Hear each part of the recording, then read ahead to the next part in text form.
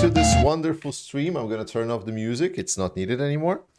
Welcome, welcome, welcome, everyone. I am so glad to be again here live streaming after last week being very, very difficult. And this week, hi from Swedish farm. Yes, hello. So we're back. We're back. A lot of really good stuff. Really nice seeing you all, guys. I've stalked you a little bit during the pre-stream, like I don't know, like a show audio, whatever you want to call it. And it was great. Like I'm really happy that you're so excited for the stream. We're gonna talk a lot more. Today is gonna be a special section at the end of the stream where I will thank all of the people from Buy Me a Coffee, because I really want to promote Buy Me a Coffee. As you know, for a while I've been kind of doing like all of the membership and so on and support on Patreon. But with Patreon, the problem with Patreon is that it still is operating in Russia. And you know, and I always felt icky working with it. And it was always a problem. Thankfully, Buy Me a Coffee does not work like Patreon. It removes Russian propagandists from their platform. It's not allowing them to monetize. So instead, I decided to go and Buy Me a Coffee, and now on Buy Me a Coffee there is also membership. So I'm really happy now to promote Buy Me a Coffee as a membership, because as much as I like YouTube membership because it's very easy and convenient, it's also taking a lot of the cut from your donations, so a lot less money goes to Ukraine in the end, which is not favorable. We are right now going to be in contact with some of the units on the front lines from Ukraine to start the new like a dono campaign. So if you're looking for, like, at the start of the month and so on, like where you would like to, you know, support Ukrainians if you have some disposable income, we're going to cover you on that to make sure that maximum amount of your donations go directly to the troops on the front line. So we're looking into that, and we're going to deliver on that as fast and as convenient as possible. With this said, we're going to start today's stream. Welcome everyone. So things are going well at the front line. Didn't you hear? Apparently, there are certain things which I now probably can talk a little bit more that is happening on the southern front line. We hear that Ukraine is going around Robotine, which is like one village at the front line on the south. Then there is also Staromayorsky, which may or may not be liberated. I've heard rumors so far, but as you know, guys, I try to verify my sources, and especially because we've been hearing ups and downs, like where Russians were counterattacking, especially because last week's Russian counterattacks were quite immense. But I'm pretty sure you've noticed that there has been additional movement, and this is in a large part due to the cluster munitions. And I made a whole video on cluster munitions. So once you're done with this stream, you can easily go watch that video about cluster munitions. I think I covered quite a lot of really good things. People corrected me, but that's great. Always please remember that I'm not a military expert. I'm just a guy on YouTube that's been following the war extremely closely, that's been following the politics of the situation very, very closely. And, well, I've listened to a lot of military experts. Let's put it this way. Let me open the Dono page so I hear what's happening as well. Remember, if you want to ask me a question, I'm going to start the Q&A part right away. Just give me a second. Let me put all of the things in chat. Let me start by posting a link to Buy Me a Coffee. So that's the important. You know, I would be a really bad sellout if I would not post a link to how to donate first and foremost. Wouldn't it be? Right? So, but I'm a good sellout guy, so I will be selling out like... Oh, I should probably put some more context support here. Yes, that's a proper sellout. That is one link. Then I start the Q&A part. Okay, how was it to start the Q&A? Start Q&A. Your question here. Start Q&A. I use Q&A part because then it's a separate window for me. So when the questions are posted in the Q&A, I'm able to read the questions separately from the rest of the chat. And I just need to open my third chat. It's like a whole multi-window setup right here to read any kind of donations that you do on YouTube and so on. Perfect. So one chat, two chat, and three chat. Perfect. All right. So what do we have?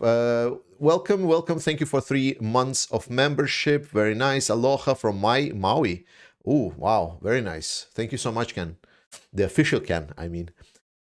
Geoff or Joff, sorry, or Jeff. I'm mispronouncing names. Don't mind that. I'm gonna mispronounce everything. Susan, thank you so much as well for being here. Daniel, thanks for the great content and optimistic and sober analysis. Good to also know to super chat goes to the cause for sure. Yes, remember I'm gonna donate at least 50% to Ukrainian military. I decided to take it a little bit away, the 50% notification, but I'm still donating. Like last month, we were talking recently with Ellie. I kind of went a little bit to the spree, and I donated like over 120% of whatever this channel earned. So last month I kind of over donated everything. I'm not going to be compensating for it, but like it was very funny that like I'm saying I'm going to donate 50% and ended up being like 120%. The rest that's not going to get donated, I'm going to accumulate some of those funds. And after the war ends, I'm going to be working closely with some of the investments, some of the businesses, startups that's going to be in Ukraine. And if my accumulated funds are going to be allowing me to invest in some small businesses, some and so on, to boost off the Ukrainian economy, that would be great. I will be also working with some of the, like actual foundations that doing business and so on.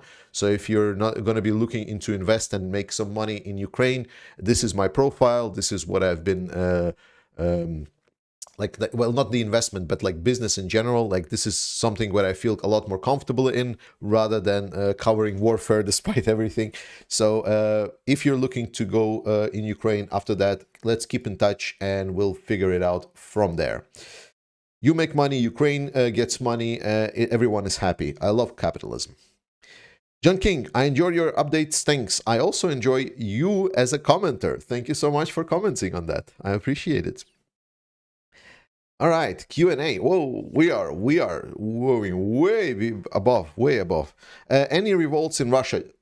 Don't care. Don't know. Don't care. Nothing so far. Since the last one, nothing much. I wanna talk a little bit about Gherkin. I was thinking of making a separate video for it, but I figured out that it's not worth it. It's like just a very, very small subject, so I can just cover it here in the stream. So a lot of like, this recently Russian government has arrested Igor Gherkin, also known as Strelkov, which is a prominent terrorist. He is responsible, one of the people responsible for downing of the MH17 flight.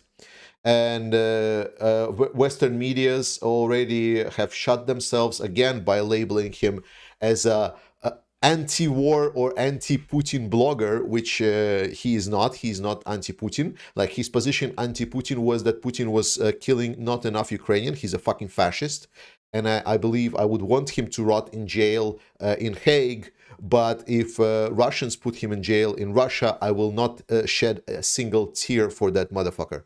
So that's what I think about Igor Gherkin, because he killed a lot of people. He was the person that really started all of the problems in Crimea, in Donbass. He was like literally the person, because local population didn't want to rise up. So he was the one that found all of the people that were, like antisocial elements, like, ex-criminals, gangsters, yada yada, all of the really bad people. And he was the one that really sparked that shit.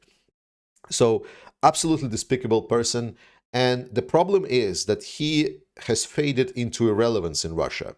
Like in Russia, he's known kinda a little bit, but there is not like an ideological support behind him. Like there is not like masses of people waiting for him. And this is something that we in the West are misperceiving, because he has been like one of the critics of the war, which he was not. He was critiquing just that the war was not brutal enough, that there was not enough Ukrainians being killed, not enough women being raped, and not enough cities being destroyed. That was his argument. So in his criticism, he was literally not that prominent in Russia, but he was very prominent to be referred to in the Western media, because, you know, a Russian voice inside Russia saying that the war is going really bad. Whoa, whatever. Like, but that's our misperception. He was a very, very small fish, actually. So people that were expecting that this is like some kind of big deal that he got arrested and so on, I'm sorry to say it, guys, but you're extremely wrong. He's a very small fry. There is literally nothing around it. Like, all of his little organization is just like a bunch of sad grandpas that would be better just sitting there and yelling at TV and I don't know, like waving their fist at bad Vladimir Putin.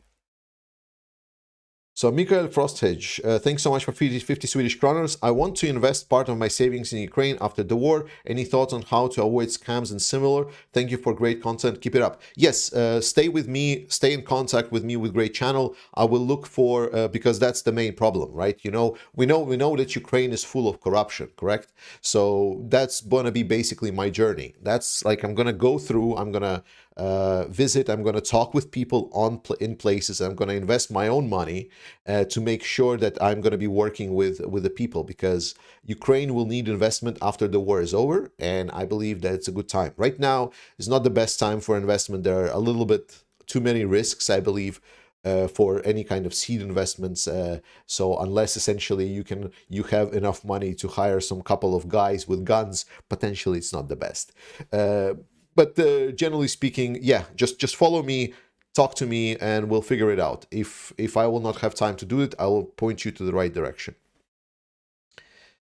Have you heard anything Russia promising to supply grain to Africa? Do you have the grain to sell? Yes, they have grain to sell, but that's why Ukraine has been asking to, well, not let their ships, like they have, for example, a lot of Ukrainian grain, stolen grain. It's a very much grain to sell. Wait, what? Oh my God, I cannot. Is there no ability to just? Oh, okay. Maybe later. Questions. All right. Do you think Belarus will join the attack on Ukraine? No. Okay, and then I don't see the question because it's hired by these two blue marks that I've put out. Sorry. Should the West open a second front against Russia? West has done jack shit about opening the fronts. So should the West open the second front against Russia to take the heart off of Ukraine? What would it be to take to this happen? Look, man, like you're talking about what's right to do and what's West ready to do.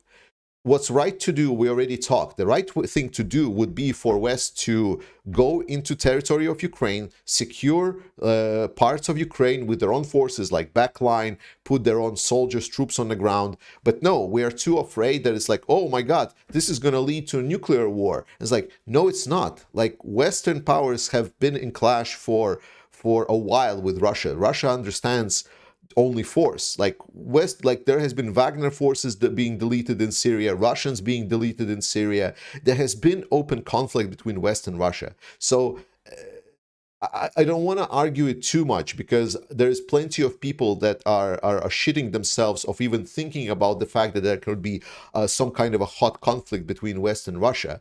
But I am very, very certain that Ukraine could have been secured by the West, and Putin would say nothing, absolutely fucking nothing. He would just spit into say, oh, why are you not allowing me capture Ukraine? Because a pity and a very, very cowardly man. He would not even dare to try to do anything. So that's kind of my perspective. But obviously, there's a lot of people that saying against it, and that's why, for example, that's why I'm putting the last song right before the stream starts, which is, you know, because it describes really well the road that Ukrainians went from fearing what to do to stop being afraid, because for them, it's their lives that depend on it. You know, it's like it's their fight for survival. you know, and they understand it. But we need to understand that for Western countries, not everyone is ready to be Ukrainians, and no country is ready to essentially go in. As much as, for example, Poland wants to support Ukraine and does everything that it can, there are no Polish soldiers on the ground.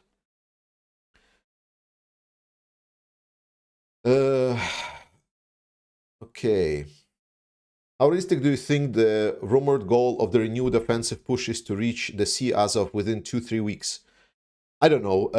It depends. Firstly, I would want to question that there is a big push. Right now, it was New York Times that came with this article saying, oh, Ukrainians have started this big, great offensive part. And it's like, well, firstly, why is it New York Times reporting it? Like, have you seen New York Times being like the front runner of anything? And I'm doubting it. Like, me as a person that's contact with people on the front line and so on, no. Like, I don't believe there is a big offensive that started, and like putting any kind of time estimates, I believe it's a little bit too early. Because Ukraine has time until basically the first month of autumn, like what is it, like basically to almost mid-October. Ukraine has time, because after that the weather just becomes shit. So I would expect Ukraine still take the month of August to erode Russian defenses even more, to prepare even better ground for their advances. I am asking my local US Senator and House Representative to send all cluster ammunition instead of just 155th. Sika, try not to ask instead of 155th. Try to send with 55th. Like, Ukraine needs both one and the other. So it's not a substitute. Like, just sending one instead of the other is not a substitute. By the way, one of the major things, I recently listened to an interview by a woman, and she's like a veteran from 2014 fight of Ukrainians against Russians, and she's working a lot with these civil support for Ukraine. She was the person that was negotiating weapons supply to Ukraine from the Western powers. And you know what she said in her interview recently? She said that one of the biggest helps for her was the fact that there were people sending requests for their local representatives and demanding support for Ukraine. I shit you not, I was surprised, because I was not expecting this to be said, you know, like I was expecting this to be said in some kind of propaganda narrative, you know, like this, what you do help and so on. And I know that technically it helps, you know, it helps a lot. But no, it was actually the person that was in the specific negotiations with the people, with actual politicians on the ground, that was saying that one of the biggest helps that they got in the Western powers in their negotiations was the fact that the political leaders and local representatives were actually under pressure from their electorate. That it's such a powerful move when there is an actual letter delivered to them from your how do you say, like people that you represent. So do that. Send more mails. Send mails to your local representative. It works. We don't see it, but it works. Yeah. Thank you so much for doing it every month. I appreciate it. I don't know about Starsky. No, I don't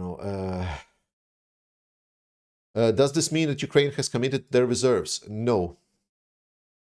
I believe, like, okay, so you ask me what's happening on the south. Were there any reserves?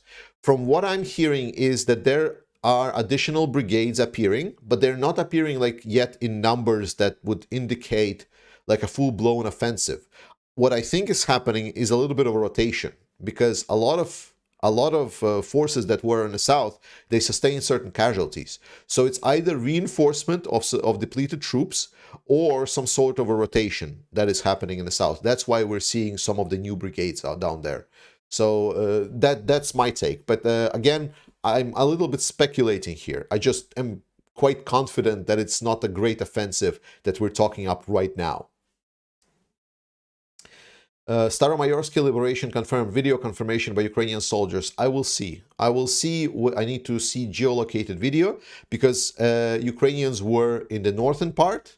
of the city, I need to make sure, like whenever I say Staromayorsk liberated, where they have geolocated footage for it. So, but thank you so much for letting me know. I haven't been up to speed for that because I was a little bit busy today. How much tanks Ukraine lost? A lot. I heard today that Russia heli destroyed a few. Every day. Ukraine have losses every day. Both people die, both tanks are getting destroyed, vehicles are getting destroyed. So that's a little bit a weird question. It's like, wait, Georgie. So imagine that. So there is like a war. And like, at war, there are casualties in equipment and personnel, like crazy. Oh, wow. Never thought of that. So yeah, thanks for letting me know. Yes, Ukraine is losing tanks every day. When you're having a coffee offline, how far do you see the when you are having a coffee offline, how far do you see the offensive has gone when we reach winter? Okay, I'm gonna take the second part of the question. I don't want to put coffee in it. I don't know about it. So how far Ukraine can reach until winter? Well, I am pretty sure. Like, so Ukrainian goal, like the minimal plan, is pretty much reaching Tokmak. Like, if Ukraine reaches Tokmak, that's a successful offensive. Like, I know a lot of people would then look at it as like, oh, but that doesn't look like great. No, it's like, it's pretty great, because if Ukraine reaches Tokmak, that pretty much cuts Russian southern grouping in half. It's maybe not the best case scenario, but it's definitely a successful scenario, because after that, Ukraine is going to be in a very strong position. If we're talking next step, then reaching Melitopol. If Ukraine reaches Melitopol, then pretty much the whole southern grouping starts collapsing, right? Because while Tokmak pretty much severs the parts, it doesn't destroy the grouping. Let me put this on the map, right? Like, because not everyone is so keenly aware of where is what in Ukraine. So let me just bring up a map for that. Give me a second. So, nope, wrong thing. Where is window capture? Oh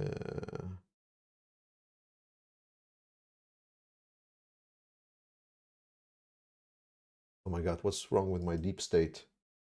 Is this on purpose? Deep state. What? There we go. All right. Camera? Oh, there we go. So yes. So this is the southern axis, right? So we were talking about, you see this white thing? This white one? Oh, I probably should take something more contrast related. So this white one, that's the railway. That's pretty much the big railway that Russians are using to supply the groups in the south. And if you look at Tokmak, it's right on the direction where Orikhiv is, right? So if Ukrainians can get to Tokmat or Chernivka, over here where this like kind of big, that kind of severs the logistical connections in half. Now, if Ukraine is able to take Melitopol, which is here on the south, then Melitopol, you notice, not only severs the railway connection, but also severs off this road. So at that moment, supplies are going to be cut completely. And as we know, the Crimean bridge is already damaged, but it's going to be damaged even more, I can guarantee you.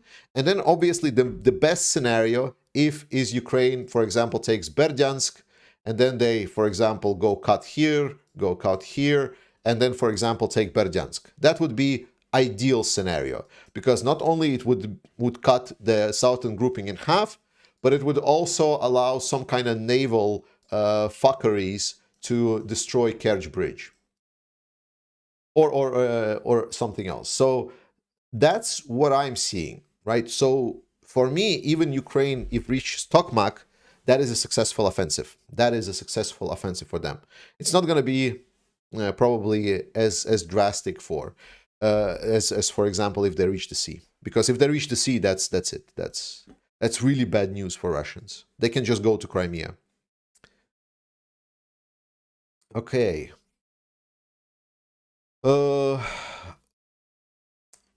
Are the second and third Russian trenches across the front line in Zaporizhia? So, about the trenches. So, the problem with trenches is that, you know, it's not only trenches that are the problem. Like, people look at the map. Again, I'm going to switch again. So, people look at the map. Oh, no, wrong. What? No, what I'm doing? No. Okay, back. So, people look at the map, and then they go and say like, oh, I can turn on this view. Where is it? This view, you know, the one that shows fortifications, Russian fortifications. And then they look at it and says, oh, okay, now I understand the map. So that means here, for example, where there is no fortifications, oh, that's easy. That's like you just go in and take it. And then when you get to these black points, oh, that's where it's hard, because that's where the fortifications are.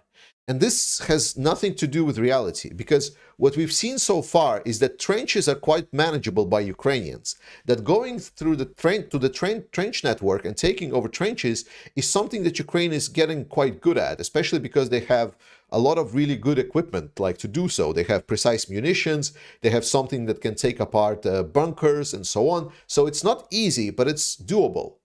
But then you look at these fields, for example, and it's like, well, it's like, what's the problem of going on here? Like, why it's taking forever? And then like you try to explain every time that's like, this is confusing because here everything is minefielded. Like all of these are minefields. And you cannot just explain. That's why, like, for example, I never use them, because it's not just the black parts that are difficult. All of this is difficult. Like, while there are minefields, it's difficult. That's the biggest problem. So that's why looking at it like and says like, oh, there's like a single trench or a second trench or a third trench, I don't feel that is completely accurate representation. I believe everything is difficult. There is everything difficult for Ukraine. So Ukraine is advancing the way that is advancing. Yes. Do you expect peace negotiations to start off during this autumn at the next UN gathering? Alexandru, like, what? I mean, if Russia decides to get out of Ukraine and start discussing what kind of reparations they should pay, I would be all for these peace negotiations. So,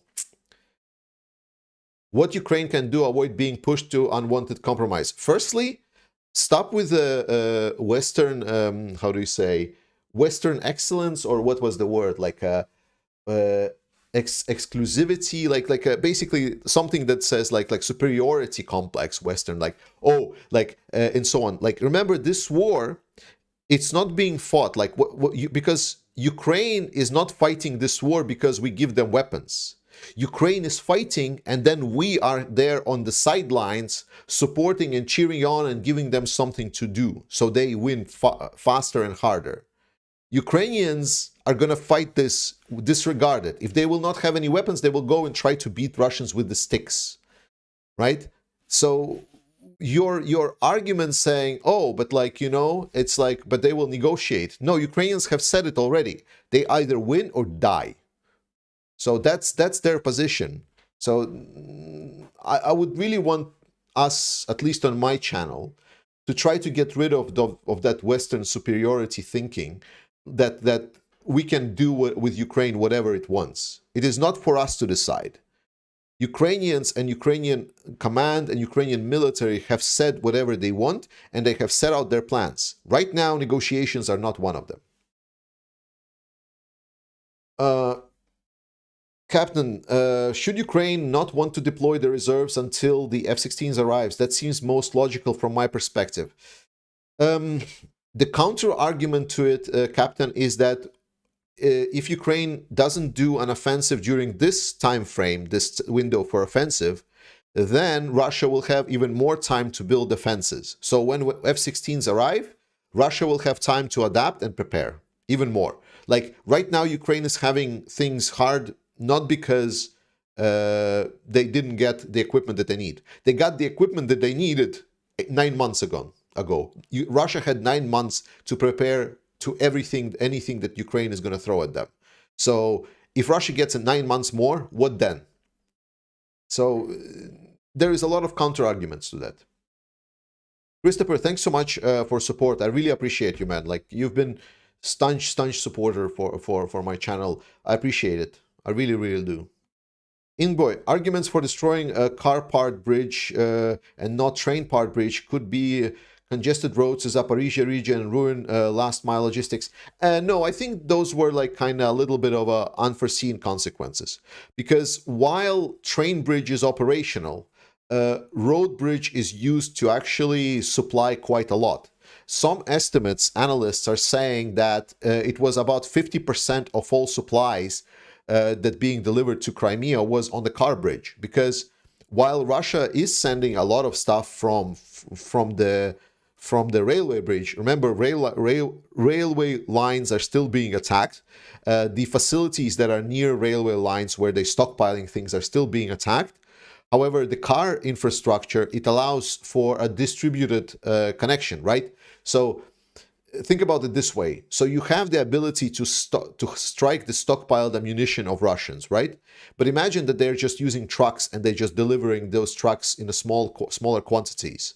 Whereas on train, they are delivering it. So that is one thing. Then the other one said that potentially Russia could have destroyed one of the drones that were going to the bridge, and only one of the drones actually exploded and damaged one of the part of the bridge. That potentially, because there was 2 explosions, and some people are considering that either maybe second one missed, or Russia destroyed it, or jammed it, or something. So there is a lot of unknowns before we should consider that Ukraine only wanted to take apart road bridge. It was a difficult operation, and there is a lot more unknowns about it that we are still unclear on. Are you happy with the outcome of the truck campaign? Oh yeah, for sure. It's amazing, dude. Like, come on. I like to understand that, you know, last month I checked this. Last month at the same time, my channel had 500 subscribers. 500, not 500,000, not 5,000, 500. So, and I was doing this, and for the most part, I'm still doing this, just to bring the information and bring perspective and keep you updated and keep you motivated. And, you know, like, so remember like a week ago, I said like how hard it was for me to watch pictures in Odessa. And I'm trying to be some of this more optimistic, given a more optimistic view of the situation, that not everything is doom and gloom. Especially because, like, you know, people are commenting that, oh, but like, you know, you cannot joke, it's war. But like, we need to get all through the war. It's a big challenge, this war, for a lot of us that are invested in supporting Ukraine. You know, and this all support, this motivation, this nice attitude for me and my channel and this community has resulted in us actually delivering certain things. Like I never looked at myself as a streamer or a person of like any kind of public image. So the fact that we were able to do like over 50,000 of euros and dollars to support Ukrainian military, fucking mind blowing. Like I am just like dumbfounded on it. So yes, I was very happy. It was extremely humbling experience seeing that I'm having such a great community that is able to support what I'm trying to like talk about here and preach about here. And like without you, like this, I would never be in a position as privileged to be what do we say, not ashamed of myself that I'm actually doing something in this war, because I really feel that this is important for us. This is an important moment in history. And you know, like the worst thing I would want to do is if I'm gonna have like grandchildren, is like oh, there was a war, you know, like it was really relevant for democracy to win. It's like, what did you do? Nothing much. I did nothing much my whole life. I was never public, never political, never so much. Well, where did it lead us? Now I'm doing something, and I'm extremely grateful to everyone, every single one of you that are watching this. We're 3,000 here. Thank you. Thank you, thank you, thank you. Geoff, sorry. How do you think Ukraine can deal with the lack attack helicopter threat and their mechanized offensive? I believe they will take some of the more stationary anti-air systems and they will bring it to a front line when they were going to start advancing. I believe they will take that risk and that's how they're going to deny the helicopter threat when they're going to start the actual advancements. Right now, they're doing it by dispersing and not using a lot of vehicles close by. So maybe the helicopter can destroy one, maybe two, but not like, 1, 2, 3, 4, 5, and so on. Hi, I guess my question, any good news for Ukraine? Yeah, a lot. I mean, like, a lot. I just talked a lot.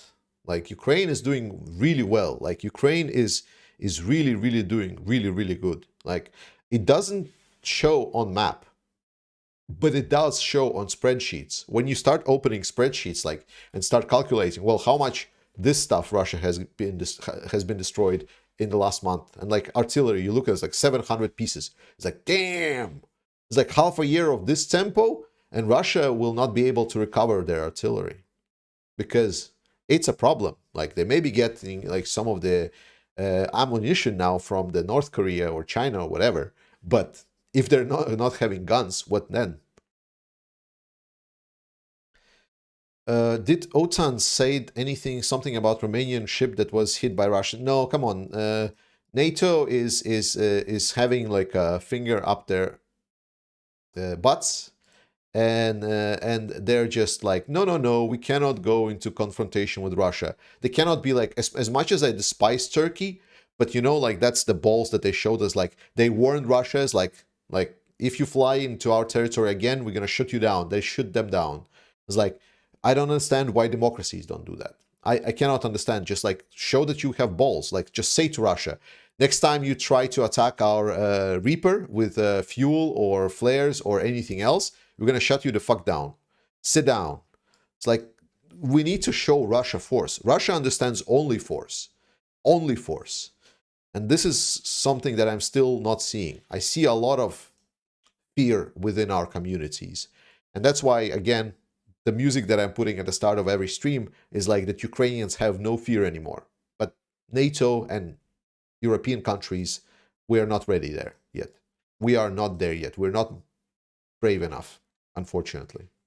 At least our political leaders. How do you think Ukraine can deal with the... Oh, wait, I already read that. The region southeast of Robotina, what do you know and can you tell us? Yeah, I think I already talked about it. I think it's rotation. Patrick Lancaster is supported by Buy Me a Coffee big time. Well, you should report him. Like if he's a Russian propagandist, you should report him because I know a lot of the Russian war correspondents, their actual, they have been banned on platform. So... Was mine clearing an afterthought or not? Only 50% of needed equipment was provided. Yeah, I don't know. I think they just like didn't think that it was as necessary. It's like for me the clip. I'm not sure if you saw where there was like a clip of a German tanker saying like, "Oh, you can just drive around the minefield." Like that was the most telling shit ever. That was the most telling part at all. That was crazy. That was really something wild. Like, just drive around the minefield, dude. Like, why are you stupid or something? John is a G. Yeah. Hickman John, thanks so much for €6. Appreciate it. QR, sadly, it is unrealistic to expect NATO to intervene directly. Yeah, I know, QR. What is more realistic would be to help if the West finally started enforcing the sanctions vigorously, even slapping countries, helping Russia in secondary sanctions. Yeah, I mean, like, that's so true. Like, have you seen, when was the last sanctions package? When was the sanctions package reviewed? When we were discussing certain things? Not much. The only thing that was coming out of European Union, for example, was the fact that Hungary was blocking another aid for Ukraine. So yeah, it's like I think Western powers kind of gave up and said like, oh well, Russia found a way around our sanctions, so well, what we can do, at least we tried. And it's like, then it's like just virtue signaling the sanctions that are right now in place, and if they're not being enforced, if they're not being processed, then it's like, well, fuck me. Sub-Hero, hey man, I share your opinion regarding the Reaper accident. The correct response is, next time you touch your stuff, your jet will part. Yeah, exactly. Absolutely. Thank you. I know, I'm right. I'm always right? It's like, I also have a small ego, apparently. But I always right. Oh, it's a joke. Russia is like a terminal patient. It can survive 3 days, but also take 3 years to die. Hope for the best, prepare for the worst, and a long war. Agreed? Yeah, for the most part. Like, I mean, like, don't get me wrong. Like, people always get me wrong. They say, like, well, you really just hate Russians. Like, you're a Russian hater. Like, every time you talk Russians. Yes, I don't like Russians. Like, I'm not, like, I'm... In my history of interacting with Russians, there's always they're always full of shit. Even the best ones, the goodest ones. Like, people that you always link to me in comments is like, oh, this guy is definitely good. Like, this guy is definitely, like, I watched him for so long. It's like, I'm pretty sure if I dig deep enough, I'm going to find that he's full of shit. Or at least there is plenty of stuff. So that was my history with Russians. There's only like the now Russians that I know of that are being consistent and good throughout the history. I like can count on like the fingers on my hand. Like, I don't know, Garry Kasparov, for example. The problem is, because of his position, he's not being supported by majority of Russians. So he's like an outsider for a Russian population. Vlad Vexler was also technically Russian, but like, he's also very nice. So it is possible that Russians would be able to build a normal country. And I think that it would be preferable. Best case scenario would be Russians dealing with Putin themselves. And then they go back to democracy and build normal country. But that is not what we're seeing. What we're seeing is a lot of excuses, 1001 excuses of why they should not be taking up arms and fighting against this atrocious regime. Why, like, they think a lot of them are looking at Ukraine and just waiting, sitting there and waiting, doing jack shit, and not taking up arms against this tyrannical power. And they're waiting for Ukraine to do the dirty work. And I don't have a lot of respect for that. Like, and it's always like, whenever like people start pointing us, yes, but what about this case? What about this case? Every case, you can look at it and it's like, oh, okay, every case has some abilities where he has some certain excuses, supposedly. But in a large part, when we start talking masses and so on, then there is no excuse for that. So, and as much as I would consider that there is probably a lot of good people, good Russians that would make like a proper democratic society and so on, they are not fighting against Putin right now. They're just, I don't know, waving, like, how is it? Was it like they're flapping their jaws around a lot, celebrating Oscars or anything else, participating in sports events, where they're participating in sports while Ukrainian sportists are dying on the front lines. Stuff like that. It's like, Ukraine is fighting Russia, good. As soon as Russia is defeated, we're going to build a better Russia. I would want you to go and build your own Russia right now. Could you do that? I was like, oh no, but we would be beat up, or like, stuff like, and there's always that. I want Russia to be a normal state, a normal fucking state that would be democratic or like semi-democratic, even like something like Orban at least, but like, predictable and normal. Just be fucking normal. Don't be like, where's my meme folder? I need to open memes. Like, just be a normal country. And I really wish to. And I wish Russians would finally take responsibility and go and fix their shit. But they don't do it. Like, or at least not majority of it. Yes, there is the Russian Nazis from the what is it called, the Russian Volunteer Corps. Then there are like some in Legion or Free Russia Legion. You know how much people there are in Free Russia Legion? Below 100. Below 100 Russians. Russia is a country of what, 150 million? Like, okay, let's take lowest possible. Like, let's say 120 million. There's under 100 Russians in a pro-democratic, supposedly, combat-ready Russians that want to fight. I don't know how to treat that. I don't know how to be positive about any kind of Russian future based on that statistic.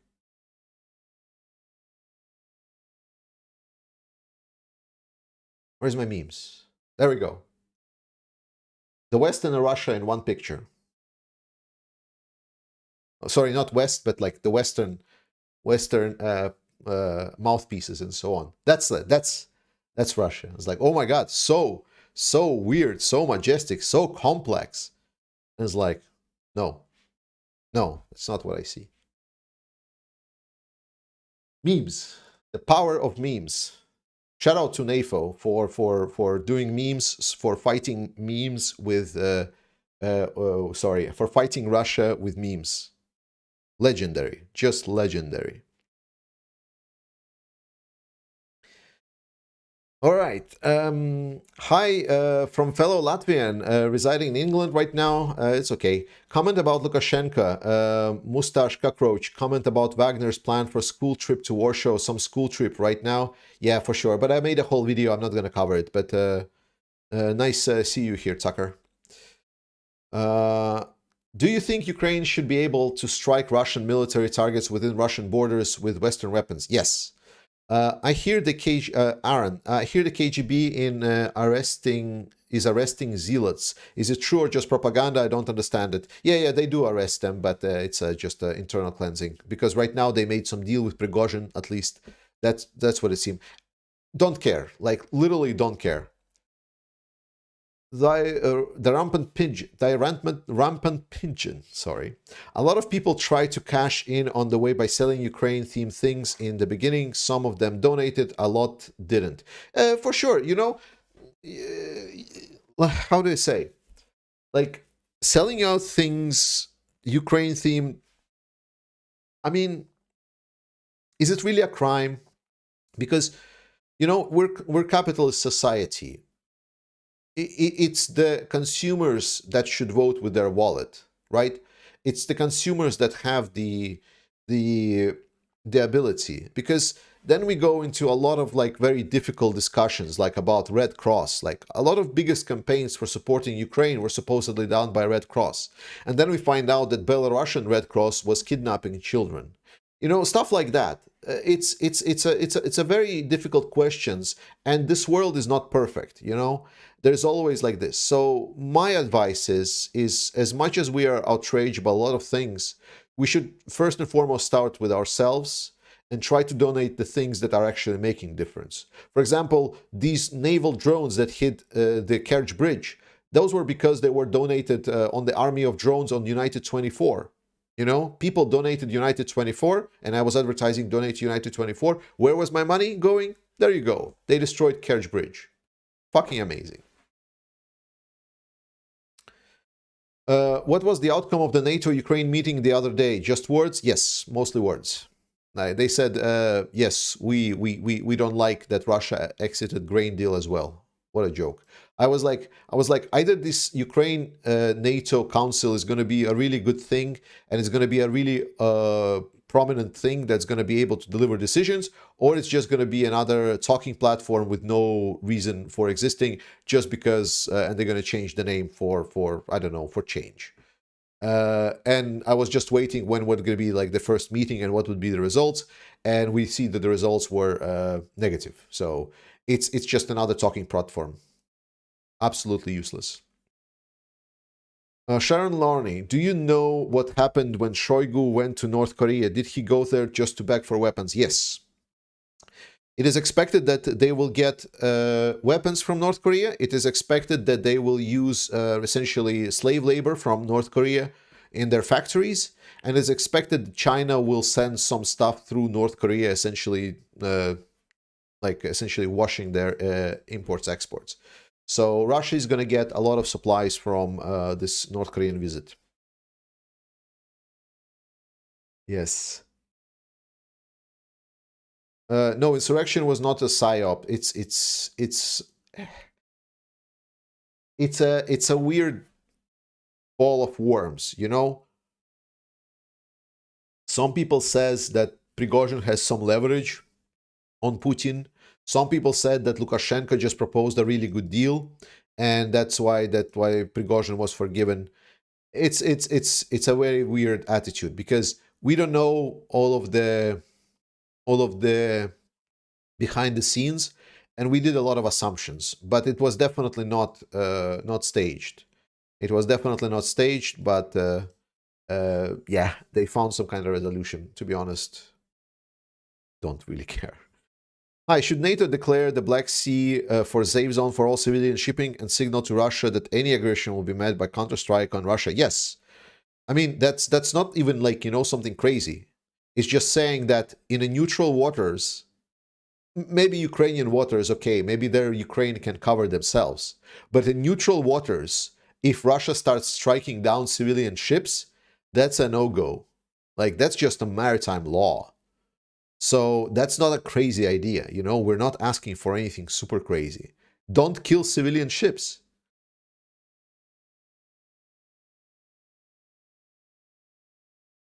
Why Ukraine does not destroy the Russian helis? With what? Wait, were you the same person that asked some of the dumb questions? Oh yeah, you're the same person that asked dumb questions. So, auto security, I really think that you're a weird troll or like slow, because you ask like, did Ukraine lose tanks and so on? It's like, that is really weird questions. Like, Ukraine cannot destroy helis because they can't. Like, they can't. Like, if they can destroy helis, they destroy helis. They do destroy helis. It's just not at all times. So you're on a very thin ice now, man. Can Ukraine drop the ship passage section of Kerch Bridge to block ship traffic? Can Ukraine drop the ship passage section of... What? Can Ukraine drop the ship passage section of Kerch Bridge to block ship traffic? What do you think will happen if that section is dropped? It's an interesting proposition. Do you think that Ukraine should try to sink grain ships from Russia? Yes. But Russia will use African ships, most probably. So then Ukraine would not be able to sink them. If Ukraine can get to the city with major roads in the south, those are not mined, correct? Maybe. We don't know. We know that the longer it takes, the more mines there will be. Deep State Map also says Staromayorsky liberated. Let me update. Whoop. Let's see. Staromayorsky. Yep. Perfect. Good. Good. Let's talk about the new map right away. I'm going to explain you what's up. Topographic. So whenever I'm looking at the map, right, on my own, I already started explaining this to you once. So like, you can just open Google, and in Google you can write topographic map Ukraine. So this is Staromayorsky, because in war, what I learned over this half a year, or over a year covering war, is that what matters is heights. Like, who controls the heights is going to have a more advantageous position, and if advancing forces are gonna have control of the heights, then they can advance further. So if we, for example, go to Ukraine, and I know it's all in Cyrillic, so it's very hard to read, so but you can approximately know where it is. So you're like, okay, that's the Dnipro River here on the left. Then I know that this small section is Berdyansk. They're like, tuk, okay, so it's somewhere here. And then you open this topographic map and you're like, Dnipro, there is Berdyansk, tuk, okay, so it's here. And then you start going in, and you see like, oh, something. Okay, is it the same? Let's go in. And oh my god, there we go. And we're like, oh, and what do we see? We see red is high, blue is low. So we see that this chain of settlements is in a valley. And this valley has a hill on the left and the hill on the right. So that means that Ukraine should probably get on the hill. Because Ukraine is attacking from this side, from the left here, like from the west, that means that they are on the hill that is on the left. That means that if they're controlling Staromayorsk, that they will be able to advance further along the hill and then probably start getting to this Staromlinivka. So if we take how they did with Staromayorsk the same way, so remember how they did. They approached it from this direction, like more from the north. They took it in this encirclement. They also started pushing somewhere here. And that's how they were able to get them out. So if we try to at least, you know, like a check in the, like essentially try and go. So we say, okay, so that means Ukraine needs to get to this position. And that's this one village. We open this map and it's like, it's Volodine. So if Ukraine takes Volodine and establishes themselves here, then it approaches also from this northern direction to Staromlinivka, we can assume then the question around how long Staromlinivka can be held by Russians is going to be a big question of time. And then you ask me about Ukrainian offensive and how to know that it's successful. Well, we can zoom out and you can see Zaporizhia here. And Zaporizhia region, this is I'm going to kind of put this in a perspective. So we see over here, let me make sure that the camera is not obstructing this. Okay, I'm gonna maybe turn off. It's fine. So this one here, you can see the part of it. It's Dnipro River, right? And what you can see is that there is like this chain of mountain, like hills, that is going up to here, right? This one in the middle. So that's the highest point. And we know about controlling heights. Who controls the heights, then have the advantage against everything else. So that means if Ukraine is going south and is reaching these heights, they're going to be essentially in an advantageous position. And then we like zoom in, and then we see that this is something in this area here, okay? So this area here, and then we have something is area here, and it goes like this. And what is this line that we see here? You're like, wait, what is this line here? And you see the black line that's going here. Oh, wait, this black line is going right on the top of mountain. And then we switch to the deep state map and we look at the, not this one, where was it? Oh, no, wrong one. It was in filters. And then in deep state, we turn on our railway map and we're like, wait a second, that's the same, this white line is the same as that black line. So that's a railway.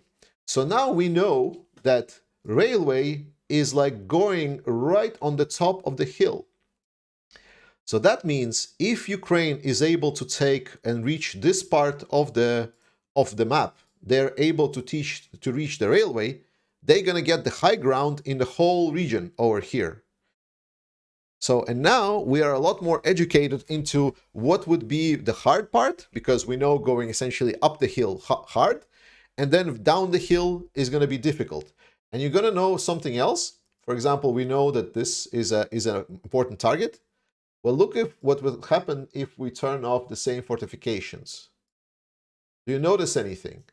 So almost no fortifications for Russians after this line. And I know I mentioned that fortification is not always difficult, but the point is, so Russia knows that. Russia knows that as soon as Ukraine reaches this part, then it's already game over.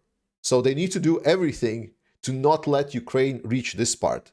That's why when people say it's like, wow, Ukraine needs to get to this part, whoa, that's incredibly hard. That is incredibly hard. Ukraine will take like, whoa, until Christmas to reach that. But when you consider it's like, wait, but Ukrainians actually need to reach this part. And also Russians know that this part is like, yeah, if Ukraine already reaches somewhere around this part, that's pretty much already bad for Russians. That's why they're trying to do everything that Ukraine doesn't reach this part. So when you look at that, and it's like, oh, wait, so that means that Ukraine only needs to get approximately around here? Then the whole tempo and the progress of offensive doesn't look the same way, does it? Then it suddenly is like, oh, So it's not just towards the seashore that they need. They just need to penetrate this. And that's kind of like a very amateurish, extremely unprofessional, extremely unscientific, but a very basic layman's way on how one can just look at a couple of maps and look at what's the situation and how far Ukrainian progress there. That's why, like, when people say, there's like Ukraine still has a shitloads of equipment in their back pocket, and that they just need to penetrate this deep, it doesn't look impossible, does it?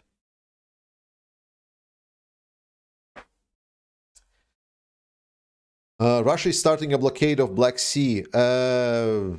They say that they will, but they haven't started yet. So I will when they start enforcing that blockade and the ships will not get blown up, at that moment I will believe you. Before that, it's just words, because on words they already won the war multiple times. Do you think Russia will destroy the ports in Odessa? Yes, that's what they've been doing. Like, I mean, that's not like something that they haven't been doing all this time. It's just Ukraine has also has Ukraine done a mass mobilization other than volunteers? Yes. Already there's been a couple of waves of full mobilization in Ukraine. What's the position for Ukrainian fit for service as far as mobilization? It's very, very loose. There is now a big check because there has been like a lot of these mobilization centers that just wanted, to get a check mark that we did well, that we delivered enough people, and their standards were below the surface. And there is a lot of scandal internally in Ukraine right now, just like as we speak. So it's a big problem in Ukraine, and they're trying to tackle it. The Olympics cowards? What? Why is that a question? What? What are NATO countries planning to do if Russia starts illegally bordering their cargo ships in the Black Sea? I hope they will fuck Russia up, but they will just threaten. Like, oh, don't do that. Thoughts on Ukraine taking Kaliningrad? Kaliningrad is Czechia, so I don't expect Kralowitz is Czechia, so that I don't expect Ukraine to invade Czechia. Marine Pig, I think the mean in the shipping channel shallow enough, the rail line being dropped will block shipping through there. Yeah, maybe. Reload, I think my Q&A has been stagnant for a while. Let me make sure that I get... Oh no, it's actually people stop posting in Q&A. Okay, fine. Then I'm gonna say that Q&A channel has served its purpose. We're gonna switch it off. We are over 3,200. If you can like this stream and share it on your social media so even more people can join up, that would be great. Otherwise, still, thank you so much for stopping by with me, and I will continue the stream going forward, and we're going to talk more, and I'm just going to talk with you now just in a live chat. So remember, if you want to just say something to me, write at Ukraine Matters, and we're going to go with that. Kaliningrad used to be East Prussia. Yeah. It's a long story. In Europe, we prefer not to talk a lot about what used to be which one's territory, because it's very, very problematic topic. So we can say in like a historic perspective what was there, but like no one really wants to like talk about it as an actual topic. Okay, let's see. Peter Knudsen, thanks so much for 100 Danish kroners. Tak. Tonushi, the Muscovite Empire can only exist around the Khan and his barons. Eliminate these and you'll only have region called Russia, not a country. Agreed. And then I think you skipped my last dono. It's about map. Sorry, JPA. Yeah, I probably skipped. JPA. I don't see it. I don't see the last dono, sorry. Would Russia use nuclear weapons if in the EU started bombing Russian positions in Ukraine? No, I don't believe. My personal belief is that Russia is, like, and Putin specifically, is too afraid of NATO. He's not going to go in conflict with NATO. He's afraid for his life. He would suck it up and he would get the fuck out of Ukraine. I believe that he understands that Ukraine is not his country to take. It's not that he's going to be fighting to protect Russia. So I'm pretty sure if NATO troops would just enter and get Russians out of Ukraine, he would just like say a lot of nasty words. They would say it's like, oh, we needed to be prepared or some shit like that, but they will not do anything. But NATO will not do it, so it's more of a hypothetical. Okay, let me read some donos from Buy Me a Coffee, the platform of choice for this channel. If you want to support me, I really appreciate that. Let's see if you have any comments. I see donos, but where, like, are they with comments? Messages? Are they messages? I think like when you're donating, you're able to leave a comment, don't you? No?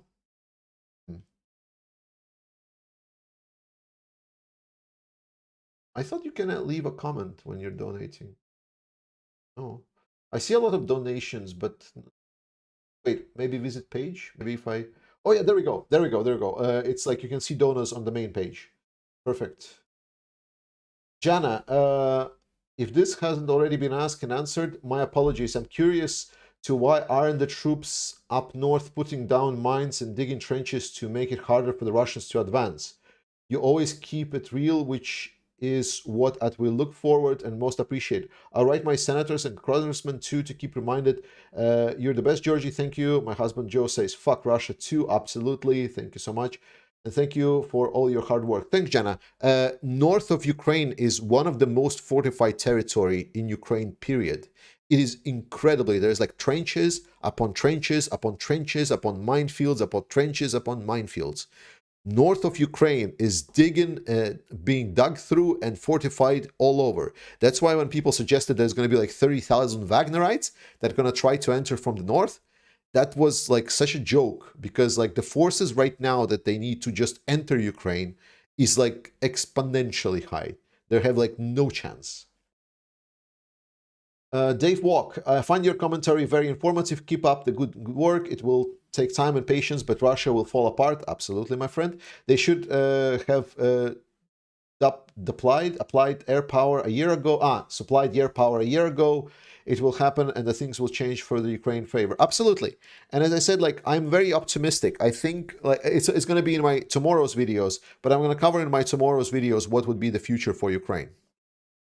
We should splash anyone that screws with American hardware, period. Unfortunately, it won't happen. Yeah, David, exactly. Like, as I say, like, my belief is in democracy. I believe in freedom of, like, our expression. I believe in freedom of us, you know, discussing things. Like, the main thing I believe is I believe that you can watch me and you can disagree with me. And I would be okay with that, right? I will not send you to jail unless you're a Russian spy and you're talking nonsense, but then it's you who pronounce this nonsense, not me. So whatever we do, democracy is what matters. But in my worldview, democracy needs to be really strong. Democracy needs to have really big fucking guns. Like, so anyone that tries even a slightest to screw around with democracy would instantly find out why they shouldn't do it. And so far, it seems that democracy is devolved into this as like, oh, please, yeah, just no fighting, please, no fighting. You know, it's like a really bad written characters that is just afraid of everything. And I don't believe that this is how democracy should look like. I believe we should project power. I believe we should project confidence, and we should really say that authoritarian regime, whoever it is, should better not mess with any democracies, especially the Western ones. Love your report. Keep it up. You are contributing hugely to Ukrainian resisting Russia and maintaining Western support. Yes, absolutely.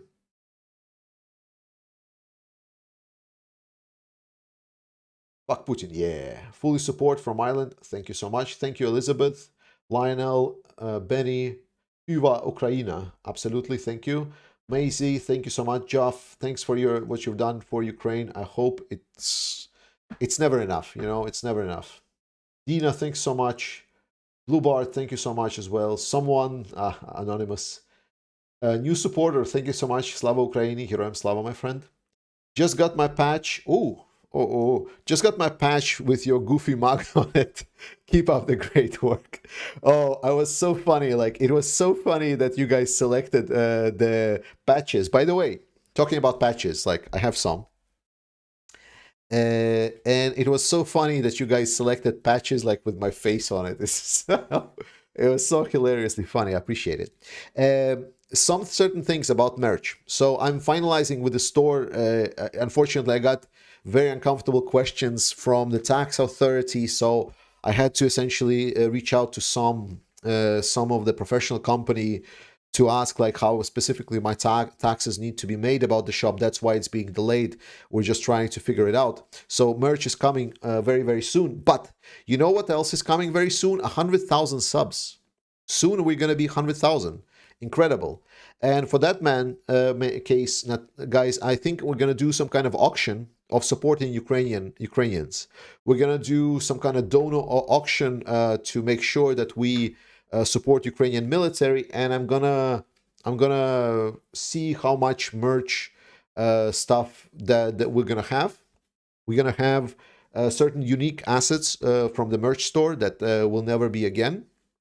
And I also got certain things from Ukraine. Obviously, I'm gonna do one of the patches. I'm gonna sign it up as well. I'm gonna do a couple of flags that also are signed. I have some of these nice like Ukrainian, they're like fridge magnets. I hope you will be able to see it. It's like Ukrainian fridge magnets that I will be able to share. They're all packed from Ukraine. It's directly from Ukraine.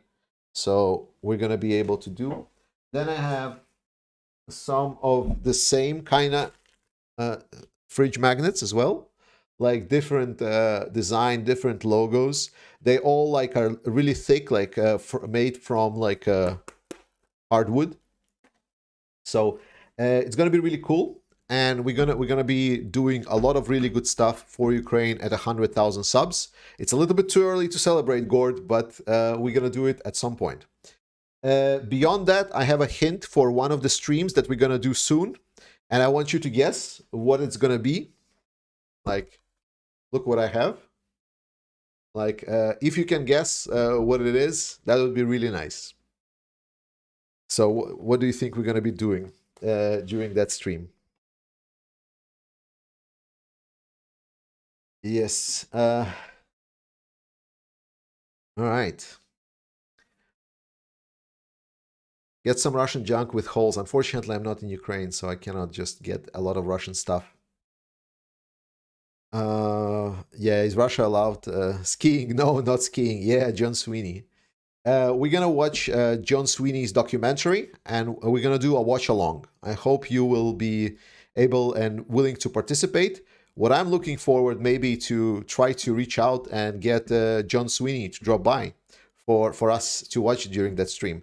But no promises yet. I don't know if it will happen, but maybe we'll get something. So that would be very, very nice. So we want to watch the full documentary by John Sweeney. Love your show. I never miss them. Thank you so much for joining my shows, Sharon. Retired U.S. Army. I enjoy your channel. Keep up the good work, supporting the good fight. Appreciate it. You may look in Militar and Gherkin support and QA systems, including voting up and down. You might like it extra written for channels like yours. Thanks for the fish. I don't know what it is, but I will look it up. But thank you so much. Love what you're doing, Georgie. Keep it up. Thanks, Greg. Appreciate it. Retired US. I really enjoy. Appreciate it. Thanks for updating and commenting. Always, always, always. Until Ukraine wins, guys. Glory to Ukraine. Glory to Ukraine. Gubswar. Thank you so much. Gino. Gubsur. Sorry. Gino. Great work. Thank you so much. Thank you for support. Jacob. Thanks for what you do. Daniel. Amonsky. Bamaski. Richard. McDonald. Thank you, guys. Michelle. Hello for a speeder. Geoff, I don't know. Vaida. Free people of the world owe Ukrainians more than just thanks, friends. Look up Erko Laidinen to learn just how we can help. Erko and his friends use own finance assistance to save the life of Ukrainians. I trust Erko to deliver what is needed as quickly and as efficiently as any person could. Look him up and help him if you can. Thanks, Georgie. I know you will vouch for Erko too. Sure, I will. I will look up Erko. I haven't heard about him. But what I can say is that in my channel, I try to focus as much as I can on supporting Ukrainian military, mostly because in a lot of our Western world countries, we feel very, very comfortable, you know, donating to charities, donating to support of the you know, people that are already suffering from certain casualties, you know, support children and so on, and a lot of those are getting a lot of reception. So when I started this channel, I made a promise that I will try to do as much as I can to specifically support Ukrainian military. So most of my things, except I believe like for one charity that we did during the New Year's, but it was Christmas stream, sorry, not New Year's, Christmas stream. Most of my supports and so on is always focused around supporting Ukrainian military, because in my perspective, that's the prescriptive medicine that Ukraine needs. The more weapons, the more support Ukrainian military, the more capabilities Ukrainian military is going to get, the less people are going to suffer as a result. That's how I'm seeing it. So I believe that while it may be not as popular as like supporting Red Cross, which a lot of people are doing, I really want to support, you know, a preventive medicine, so Red Cross never have to be involved, to put it like as a perspective. Gandalf, Mordor will fall into abyss. Yes, Captain, thanks so much. 100,000 subs, we were gonna get there for sure. Shake from Hunger Team, hi, and I like love you for like the shaker from the Hunger. It's so good. Active US personnel in Europe. I heard a rumor that US special forces and Ukrainian persons were involved in destroying a large ammunition convoy in Crimea, or is that just propaganda? I'm not sure. I'm pretty sure Ukrainian US intelligence is being shared, but I don't think that they were involved directly. But definitely, I'm pretty sure intelligence is being shared. Yes, sure. African countries going pro-Russian gives a feeling like the next wars will happen there. The West is losing the power in Africa. Options. I mean, Tosun, I'm not sure if the West even had power in Africa. Like, the African countries are still dependent on the West, but it was never like, you know, friendly relationship. I'm pretty sure there's a lot of colonial past that are still behind a lot of African country thinking. At least that's what this perspective is. As for whether or not they will support Russia, I already talked in one of my videos that the fact that they're supporting Russia, and by doing that they're eroding international law and law-based order, they are shooting themselves in the foot, because they are the biggest beneficiaries. Like, the poorest and the least prosperous countries are the ones that are going to be damaged the most by not having the rule of law. So, like, you know, the rule of law means more equality. So a weak can apply certain law principles to also like put question on the strong. It's not always, it's not ideal, but most of the time that was the case. So if they're just going to erode the rule of law, in the end, it's going to be them that going to be the losers. Because as much as I want to be respectful, but the countries in the United States and Europe, we're pretty rich. You know, we can get through a lot of stuff. We have enough fat to burn. So it might sound harsh, but that's just how it is, you know?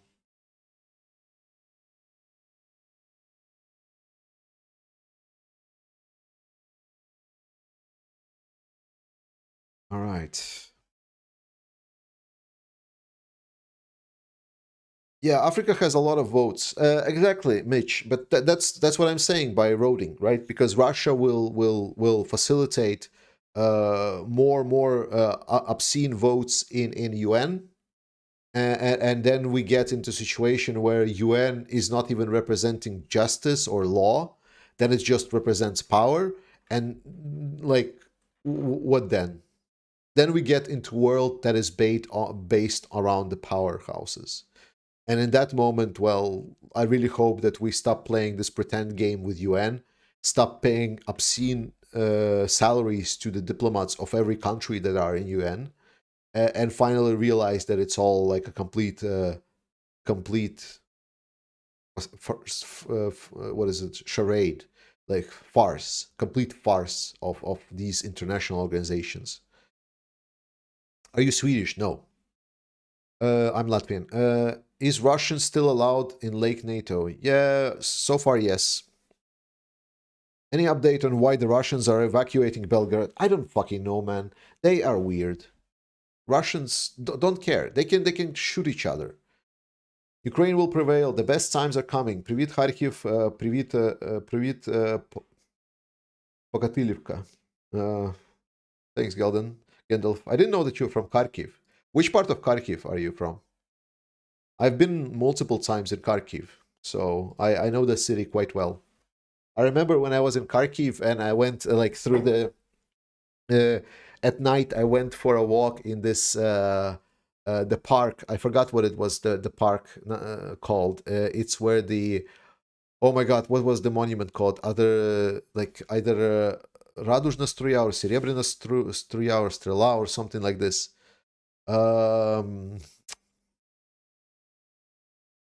Let me see, map of Kharkiv. I forgot the name.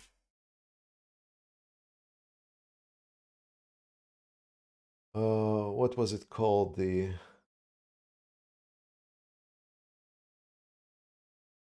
Oh, there we go, Maidan.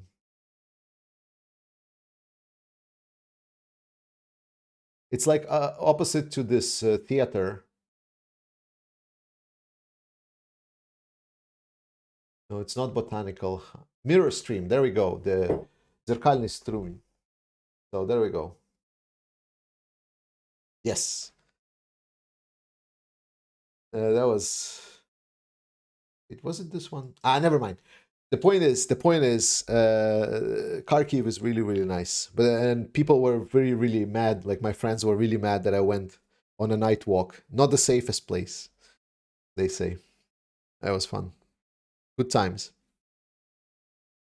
I'm for Pokalativka, same place under Kharkiv. Okay, gotcha. Gotcha.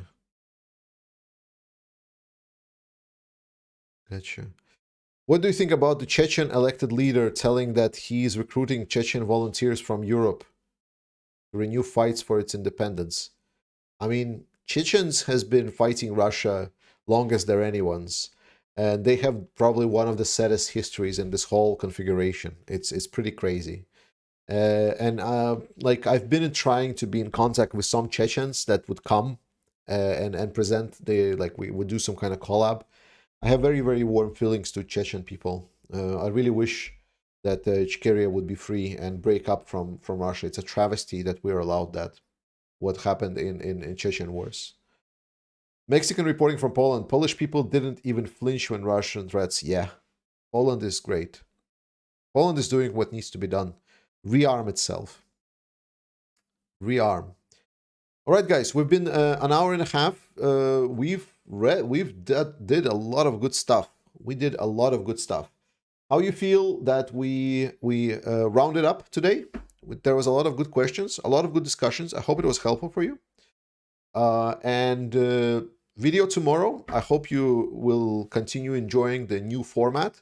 At the start of the week, I released like 2 videos per week, 2 videos per day. I believe there was a little bit too much. I felt a little bit of a pressure on myself. So instead, I'm going to try to stick maybe a video per day. But sometimes I will do specials, sometimes updates. We'll see how it goes. And I love you all. Slava Ukraini. Thank you so much for being such a great community. Thank you to moderators. Thank you so much to people that support me on Buy Me a Coffee and any other platform. Love you all. I'll see you next time.